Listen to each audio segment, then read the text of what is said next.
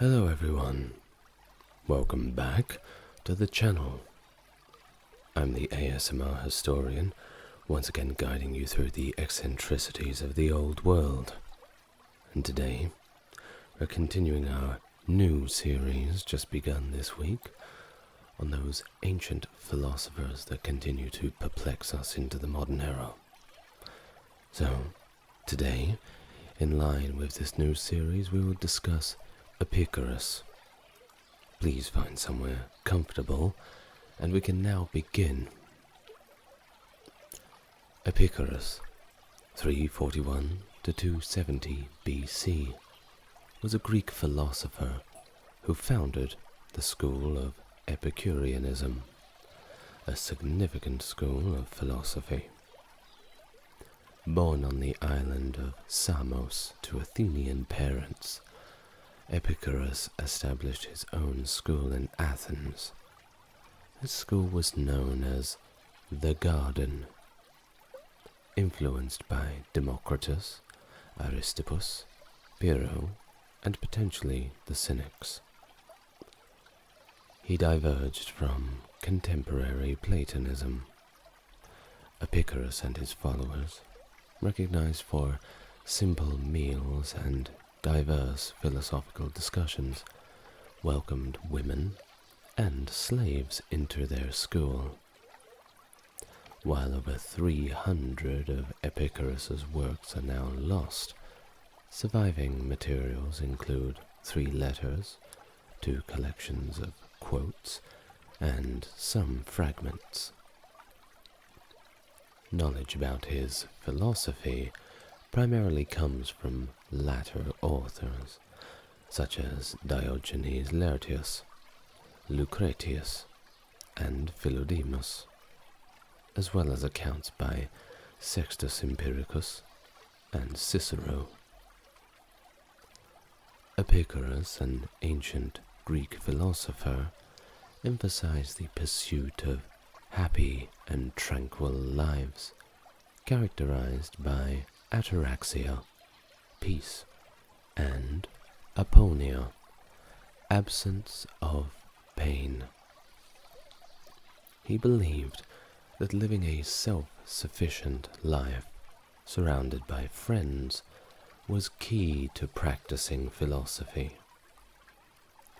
Epicurus taught that the fear of death, rooted in the assumption of its horror, causes unnecessary anxiety and selfish behaviors.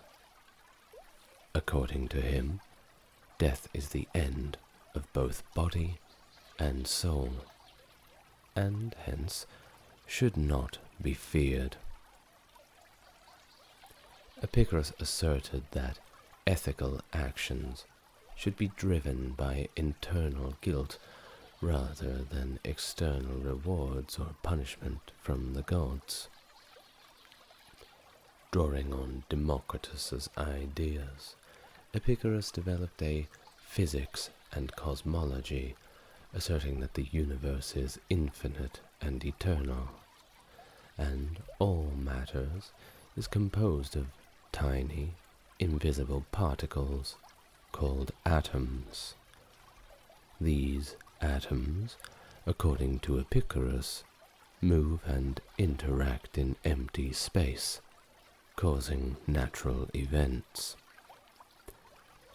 He introduced the concept of the atomic swerve, suggesting that atoms may deviate from their expected paths, allowing for human free will in an otherwise deterministic universe.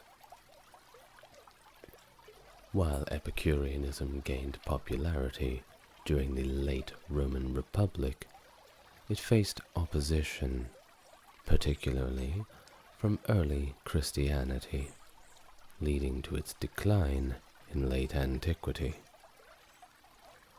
Epicurus was mischaracterized during the Middle Ages, but experienced a revival in the 15th century with the rediscovery of important texts. In the 17th century, Pierre Gassendi revived, modified Epicurean ideas, gaining acceptance and influencing major Enlightenment thinkers such as John Locke, Thomas Jefferson, Jeremy Bentham, and even Karl Marx. Right, now, what an introduction. I think we can now discuss the philosophy of Epicureanism, but before we do, I'll remind you that if you enjoy this content, please consider liking the video and subscribing to the channel. I'm a new channel here on YouTube, and while trying to get one video minimum out per day, I hope that I can grow the channel and reach more people. Well, with that, let us digress to our topic for today and discuss the philosophy of Epicurus. Epicureanism, founded around 307 BC, is of course based on the teachings of Epicurus. It was a philosophical system rooted in materialism, inspired by thinkers like Democritus. Epicureanism emphasized religious skepticism, rejecting superstition and divine intervention, while often associated with hedonism due to its pursuit of pleasure. Epicureanism distinguished itself by asserting that the absence of pain and fear constitutes the greatest pleasure.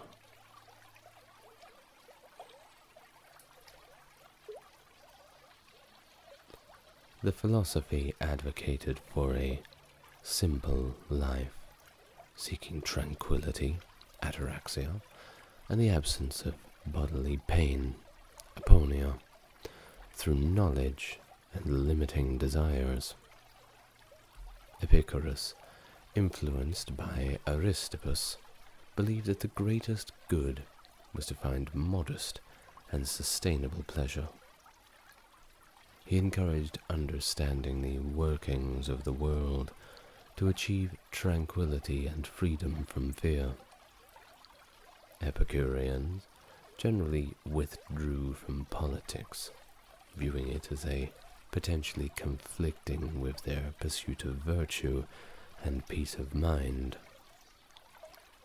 Only a few writings by Epicurus have survived, including 3 letters and a list of principal doctrines. The epic poem De Rerum Natura by Lucretius serves as a comprehensive presentation of Epicurean ideas. Additionally, scrolls from the Villa of the Papyri in Herculaneum contain works by Epicurean philosophers like Philodemus and Zeno of Sidon. The philosophy thrived in the late Hellenistic and Roman eras, with Epicurean communities established in various locations. However, by the late 3rd century CE, Epicureanism declined, opposed by philosophies like Neoplatonism. It did, however, experience a revival during the Age of Enlightenment, and it remains a subject of interest to the modern era. Epicurus established teaching centers in Mytilene and Lampascus before acquiring a property in Athens known as the Garden, which became the namesake of his school. Members of the school, including Hermarchus, Idomeneus, Colotes, Polyaenus, and Metrodorus, formed a community that embraced friendship as a crucial element of happiness. The school, although moderately ascetic, rejected political prominence in Athenian philosophy and welcomed individuals from diverse backgrounds. As we have aforementioned, everybody was welcome in the garden. Women and slaves would often show up to give their opinion, or even learn something new. Of course, we at ASMR Historian welcome everybody. So tell your friends. Epicurus' teachings gained popularity, and his school, along with other philosophical schools like Stoicism, Platonism, and Pyrrhonism, became dominant in Hellenistic philosophy. The Garden School endured through the later Roman Empire, as evidenced by carbonized scrolls found in the Villa of the Papyri in Herculaneum, containing works by Philodemus and Epicurus himself. Epicureanism found favor with notable figures such as Julius Caesar, who leaned considerably towards its philosophy. Caesar's father-in-law, Lucius Calpurnicus Piso Caesidoninus, was also an adept of the school, and had a very difficult name to pronounce. Pardon me. In the 2nd century CE, comedian Lucian of Samosata and wealthy philosopher Diogenes were prominent Epicureans. And by the way, that's not the Diogenes that you know, that's the Diogenes of Aononda. However, by the late 3rd century CE, Epicureanism experienced that decline with the rise of Neoplatonism and later Christianity, which, after being severely oppressed themselves, took the opportunity to start doing the oppressing. After this had happened, there were very little traces of Epicureanism to be found. Physics. Epicurean physics posited that the entire universe comprised of two fundamental components, those components being matter and void.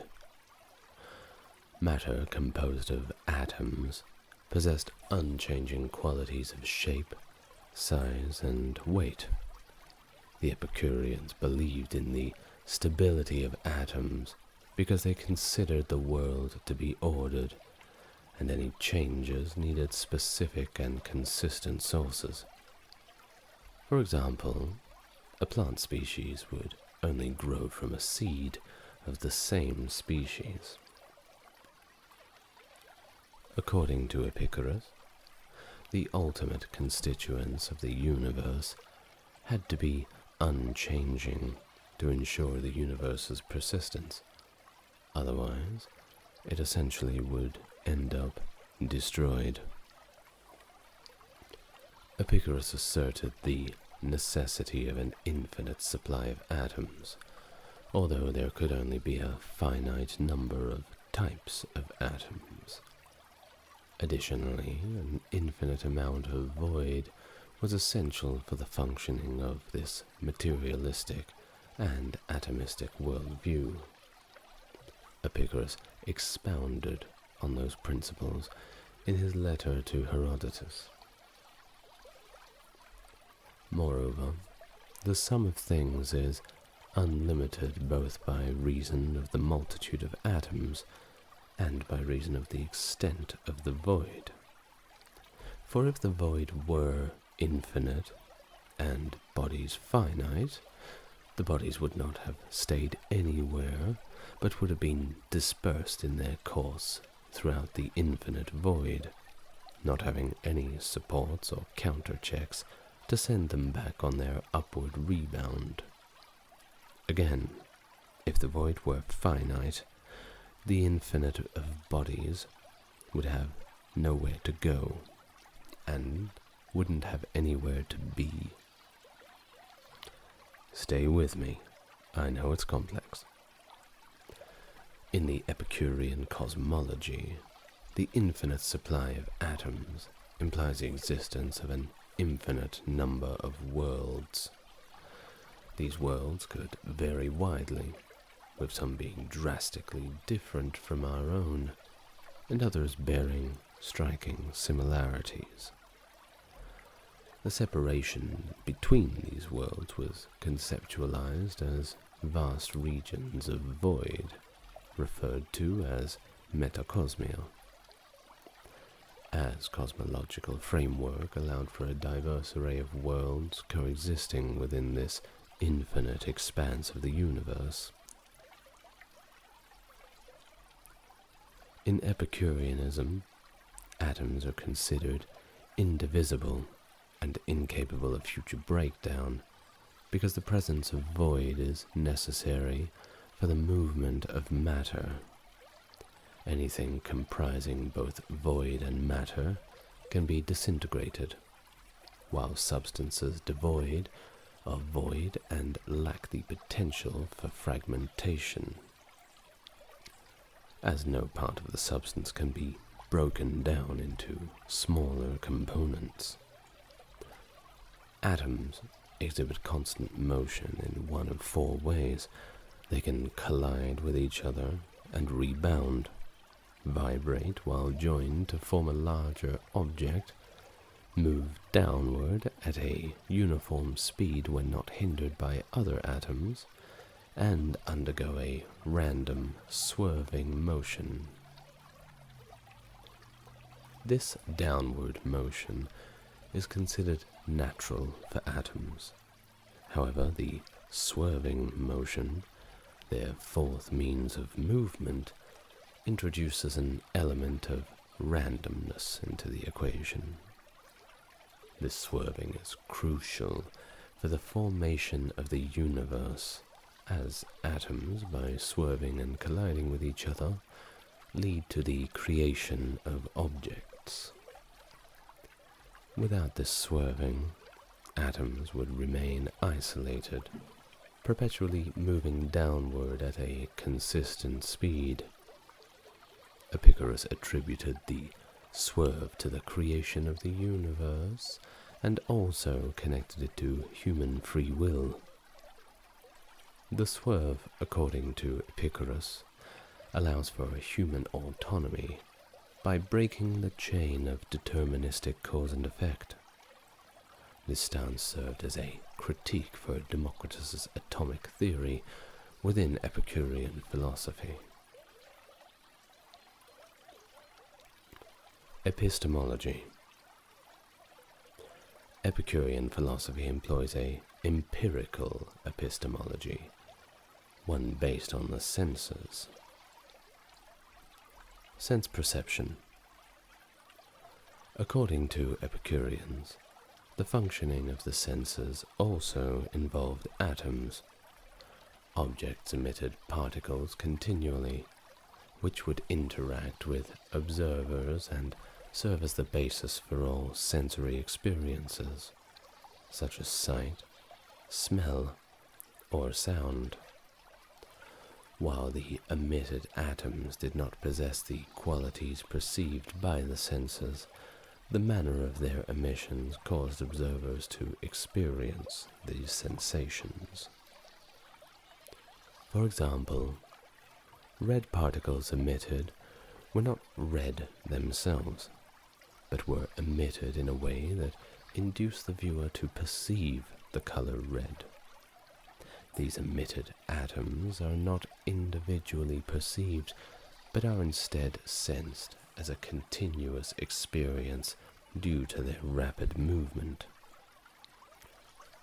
The Epicurean perspective held that all sense perceptions were inherently true, and any errors arose from judgments made about those perceptions. These judgments could be verified and corrected through additional sensory information.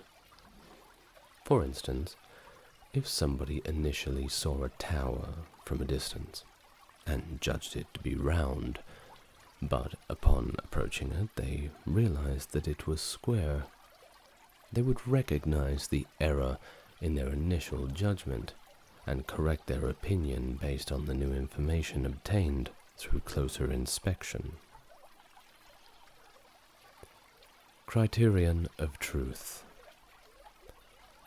Epicurus proposed 3 criteria of truth, those being sensations, preconceptions, and feelings. Later Epicureans added a 4th criterion, called presentational applications of the mind. These criteria served as the foundation for the Epicurean method of acquiring knowledge.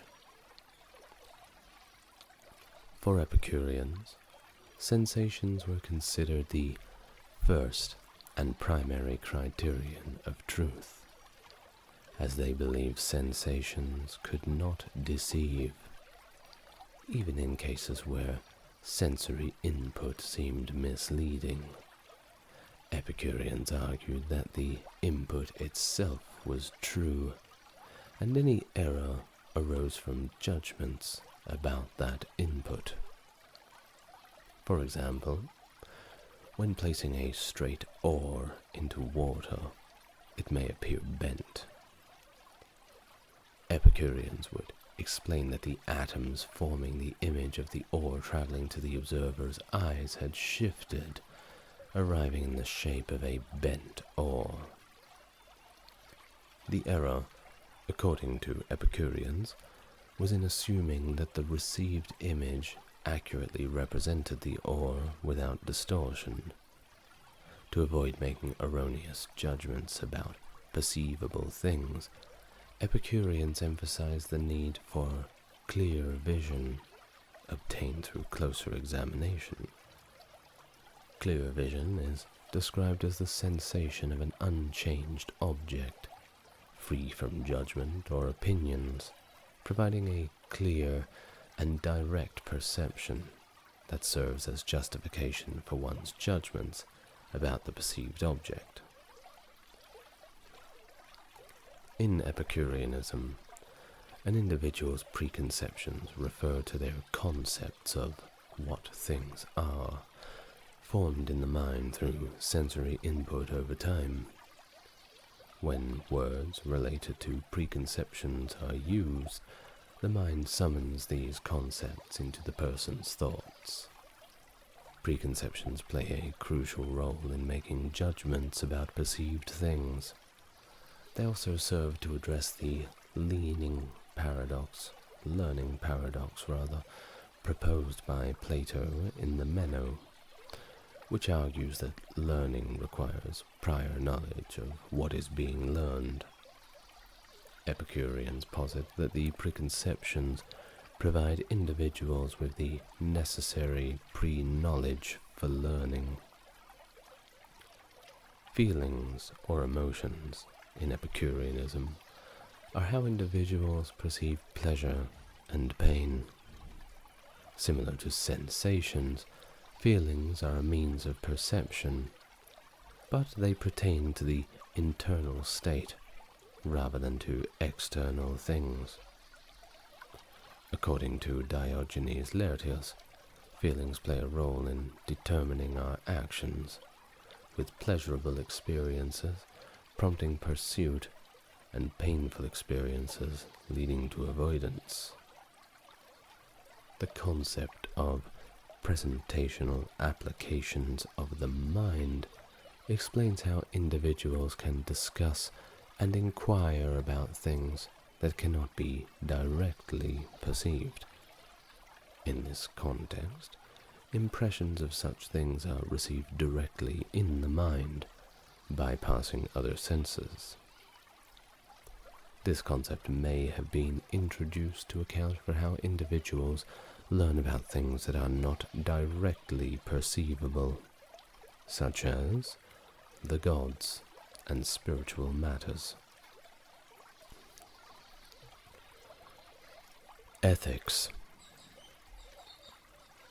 Epicureanism builds its ethical framework on a hedonistic perspective, considering pleasure as the primary good in life. Epicurus advocated living in a manner that maximizes pleasure over one's lifetime, but recommended moderation to avoid the suffering associated with excessive indulgence in pleasure. The philosophy encourages deriving the greatest amount of pleasure while maintaining a balanced and temperate lifestyle. Epicurus expressed reservations about passionate love and advised against marriage, viewing recreational sex as natural but non-essential desire that is generally best avoided. The emphasis on avoiding excessive desires aligns with the overall goal of minimizing sources of potential pain and maximizing pleasure. Participation in politics was discouraged by Epicurus, as engagement in the political sphere could give rise to desires that might disrupt virtue and inner tranquility, such as the craving for power or a desire for fame. Additionally, Epicurus aimed to alleviate the fear of the gods and of death, considering these fears as major sources of turmoil in life. By eliminating these fears, individuals could attain a more peaceful and content existence, according to Epicurean philosophy. Pleasure. Epicureans had a specific perspective on the nature of pleasure, and their ethical focus centered on the avoidance of pain rather than the active pursuit of pleasure. They argued that nature seems to command the avoidance of pain, a principle observable in the behavior of all animals, as they instinctively seek to avoid pain as much as possible. Epicurean philosophy classified pleasure into two main categories: pleasures of the body and pleasures of the mind. Pleasures of the body involved sensory experiences, such as enjoying delicious food, or being in a state of comfort, free from pain. These pleasures are momentary and exist only in the present. Pleasures of the mind, on the other hand, involve mental processes and states, such as feelings of joy, the absence of fear, and pleasant memories. Unlike pleasures of the body, pleasures of the mind extend beyond the present, existing in the past and future through memory and anticipation. The Epicureans distinguished between kinetic pleasure, involving action or change, and catastematic pleasure, relating to a stable state. Two key catastematic pleasures emphasized by Epicurus were aponia and ataraxia, the aforementioned absence of physical pain and freedom from disturbance in the mind, respectively. While kinetic pleasures were associated with actions like eating or fulfilling desires, catastematic pleasures were linked to stable states, such as the absence of thirst or freedom from fear. Although the pursuit of pleasure was not central to Epicurean philosophy, the primary focus was on the static pleasures, which involved minimizing pain, anxiety, and suffering. Epicureans believed that the greatest pleasure one could attain was the complete removal of all forms of pain, both physical and mental. The ultimate goal of Epicurean ethics was to achieve a state of aponia and ataraxia, signifying the absence of physical pain and mental disturbance, respectively. Not a bad goal, I've heard worse. Now we read from the Vatican sayings of Epicurus, one of the sources we have that was written by him himself. And I quote from the manuscript: "I learn that your body inclination leans most keenly towards sexual intercourse. If you neither violate the laws nor disturb well-established morals, nor sadden someone close to you, nor strain the body, nor spend what is needed for necessities, use your own choice as you wish. It is sure difficult to imagine, however, that none of these would be part of sex, because sex never benefited anyone." Well, maybe he was doing it wrong. Let's continue. Epicureans emphasize the importance of controlling desires as a means to achieve aponia and ataraxia, the ultimate goals of their ethical philosophy. Desires were categorized into 3 classes: natural and necessary desires, being number 1. These are limited desires that are inherent to human nature and are essential for happiness, freedom from bodily discomfort, or survival.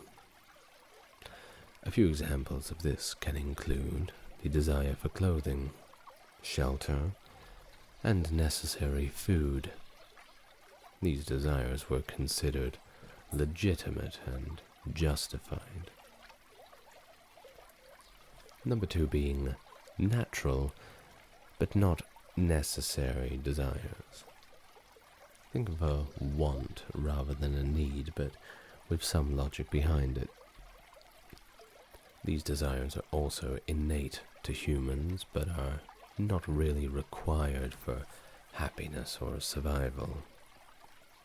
They may include wants such as enjoying delicious food while hungry instead of eating something bland.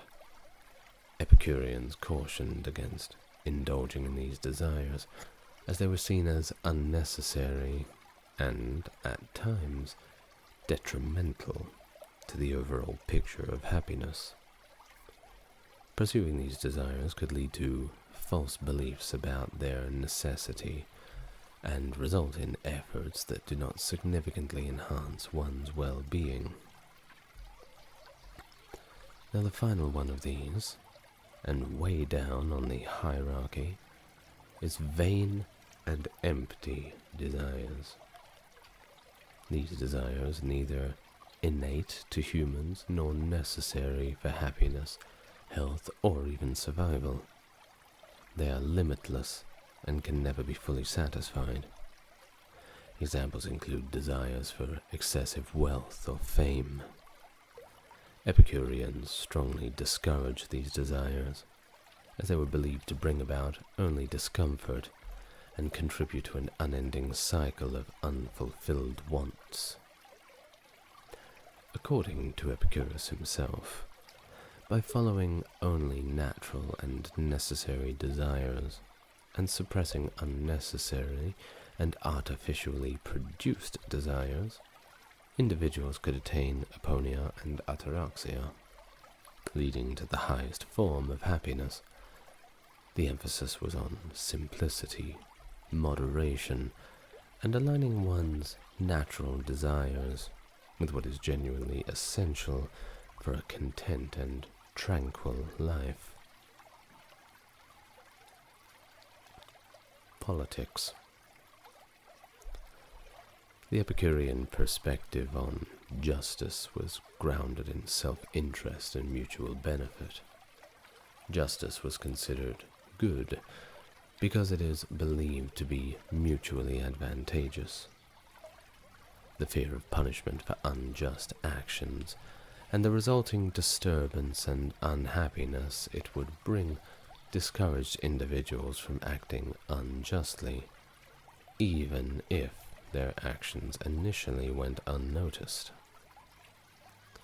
Epicurus contributed to the development of the concept of justice as a social contract, distinct from divine decree. According to Epicureanism, justice is an agreement among people not to harm each other. This social contract serves as the purpose of protecting individuals from harm, allowing them the freedom to pursue happiness. Laws that do not contribute to human happiness were considered unjust in this framework.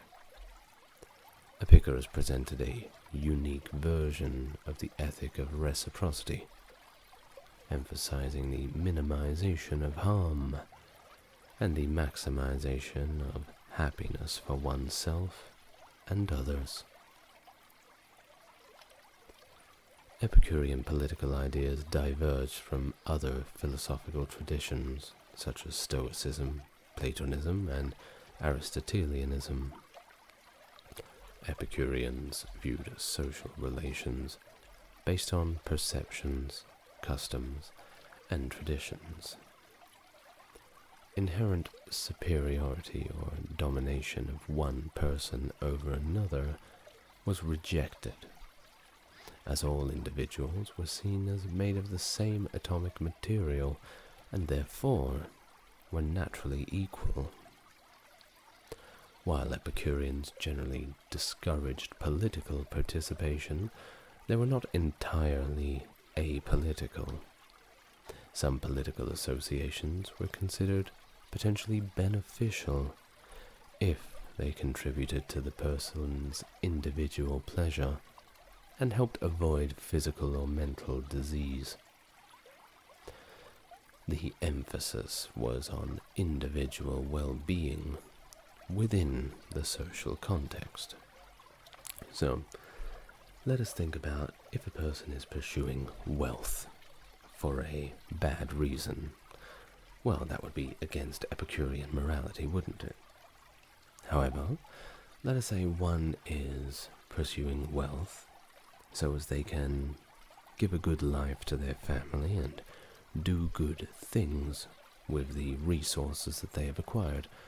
Well, this is in line with the virtues of the Epicureans. Everything is going to depend on the context. Friendship. Epicurus placed a significant emphasis on the importance of cultivating friendships as a foundation for a fulfilling and satisfying life. The Epicurean ideal was the avoidance or freedom from hardship or fear. While it was acknowledged that political means could potentially achieve this goal, Epicurus insisted that involvement in politics would not lead to the desired release from fear. Consequently, he generally advised against pursuing a life in this career path and told people to avoid politics. Epicurus also discouraged the idea of contributing to political society by starting a family. According to his philosophy, the potential benefits of having a wife and children were outweighed by the troubles and anxieties associated with family life. Instead, Epicurus advocated for the formation of a community of virtuous friends outside of the traditional political state.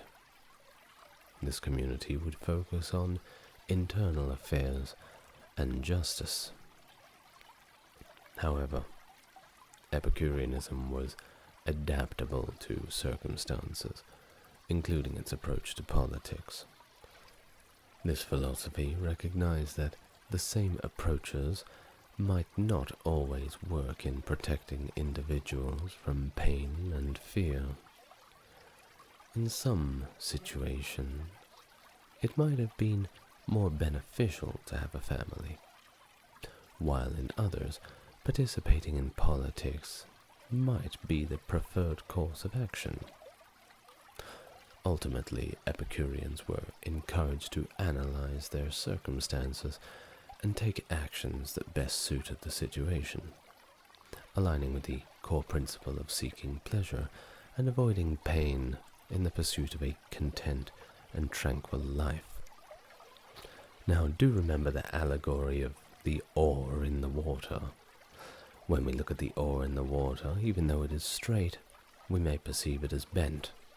So perhaps when we think about things like having a family or entering a certain career path, we may need to re-examine our perspective to gain a better picture on what direction we should take. And now on to the direction that we all must take. Death. Epicureanism rejects the concept of immortality and suggests a view of the soul as mortal and material, akin to the body that it resides in. According to Epicurus, the soul, like the body, is also subject to mortality. This philosophical perspective extends to the rejection of an afterlife. Epicurus firmly asserted that there is no need to fear death, as it's simply the dissolution of sensation. In his own words, he says, "Death is nothing to us, for that which is dissolved is without sensation, and that which lacks sensation is nothing to us." The Epicurean perspective on death is encapsulated in the famous Epicurean epitaph, "Non fui fui, non sum non curo." And I'm very sorry if it sounded like an Asian language then, but I do my best with the Latin. Now it essentially translates to, "I was not, I have been, I am not, I do not mind." This epitaph reflects the idea that after death there is no consciousness or awareness, and hence there is nothing to fear or be concerned about. This sentiment is often inscribed on the gravestones of Epicurus's followers and on many ancient tombstones throughout the Roman Empire, encapsulating the philosophy's perspective on mortality and the acceptance of the natural course of life. Gods. Epicureanism does not outright deny the existence of gods. No, but rather it asserts that the gods, if they do indeed exist, do not intervene or interfere with human lives or the natural order of the universe. The philosophy rejects the idea that natural events, such as frightening weather phenomena, are manifestations of divine retribution. The key aspect of Epicurean teachings is to alleviate the fear associated with the actions of the gods. The nature of the existence of the Epicurean gods is a topic of debate.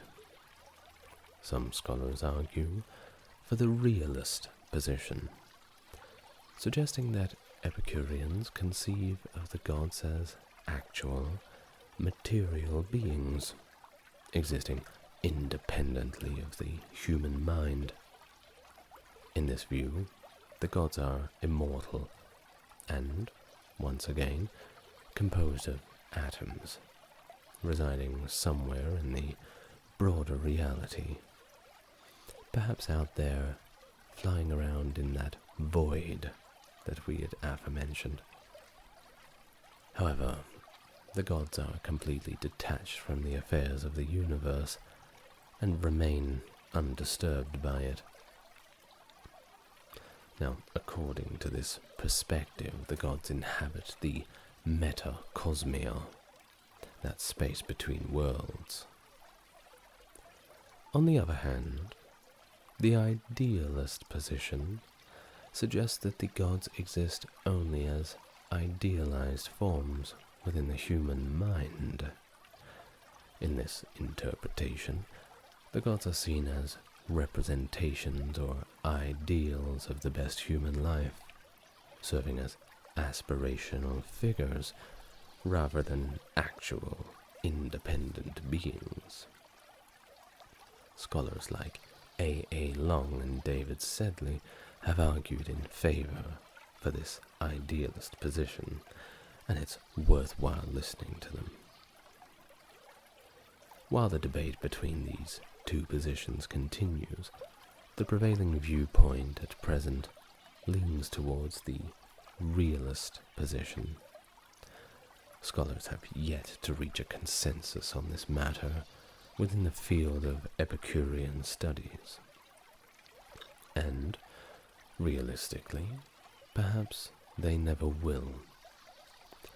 But what do you think? Do you think that the gods are really out there? Do you think that with all of their power and views to the universe, they would care about the little things that we're doing?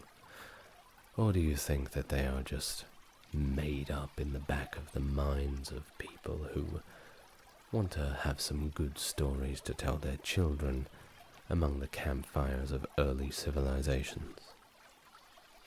Whatever the case is, they serve as an interesting allegory to how humans develop their heroes and how we keep ourselves in line. Well, we have reached the end of our talk on Epicureanism today, but it's certainly not the end of the topic. You may perhaps like to read some Epicurus yourself. I highly advise you do so. You may perhaps grant yourself a new perspective on life, and learn some ideas that you had previously not thought of. I am the ASMR historian. I'd like to thank you once again for joining me, and I would like to once again wish you good night and sweet dreams.